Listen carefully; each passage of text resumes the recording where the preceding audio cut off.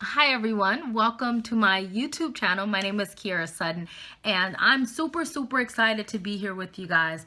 I must say that I have been very disobedient just because I have procrastinated for months and months to get this up started, and now I'm finally walking out on faith and getting it started. Essentially, I want this channel to be very encouraging, not just for women but for men too. I have been saved by the blood of the Lamb, and words cannot describe what God has done in my life and has truly set me apart to live for Him. And it's been incredible because of my past and what I've been through.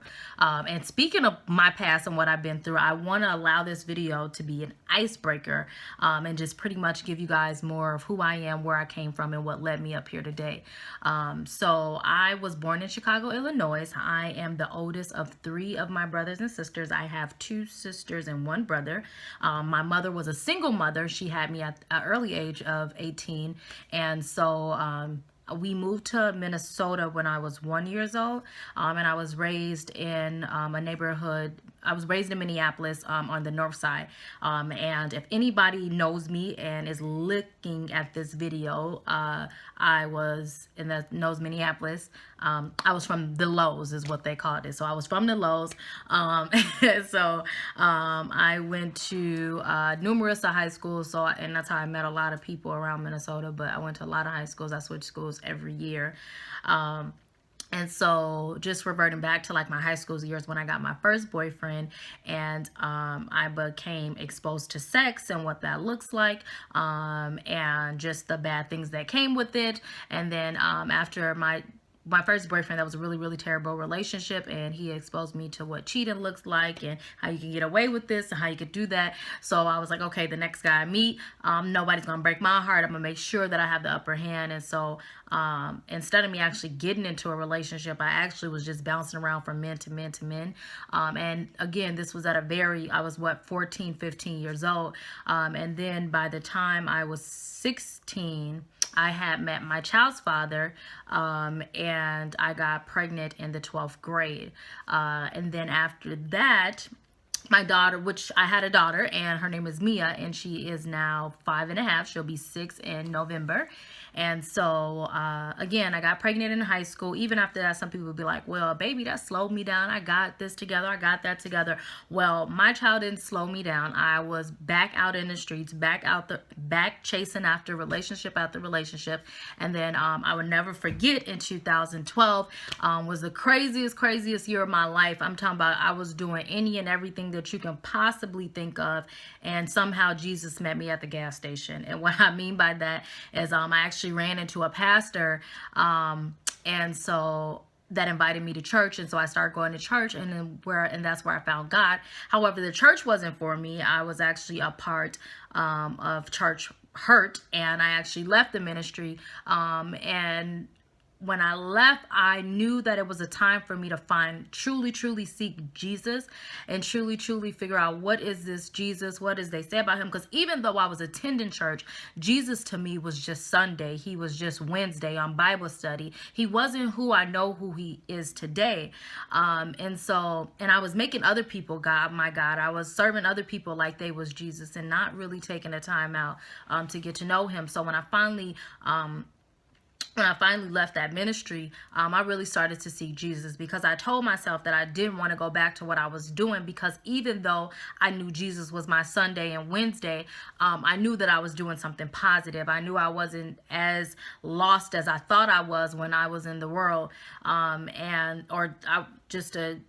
I was running the streets. And so I knew I didn't want to go back to that. So I'm like, let me just really get on my face before God and figure out who this man is. And so I really took the time, a year of singleness. I didn't date. I really focused on my child more. I got back in school. I found a really well, I was already living in this home, but God had made way where I was living in this home with just me and my daughter, because at the time it was someone else here. And so I just got really focused, and I really just got more serious and intentional about my relationship with Christ. And then afterwards, I started traveling more. And as I started traveling, I found myself kind of like not really forgetting about Jesus, but almost pretty much just kind of leaving Jesus at the airport when I did go traveling. And I felt myself kind of scaling back a little bit. And so I went back to my first works to, like I said, just let me be so intentional about this man again. And in my walk, like I said, I was getting there, but I wasn't really getting there. And so I started like working at a club to just make extra money. I was just doing all these things because I wanted to be free. But I think at a point, even in me wanting to be free, I took a lot of things at my own advantage. And I really didn't consider like, oh, is this what a Christian is supposed to do? Is this what God really wants me to do? I was just kind of taking matters into my own hand as I was pursuing him, so I didn't go too far. And I'm going to talk about that in one of my videos about going too far. So then I'm in a club, and I meet this really great guy. Not in a club, he actually worked for the club.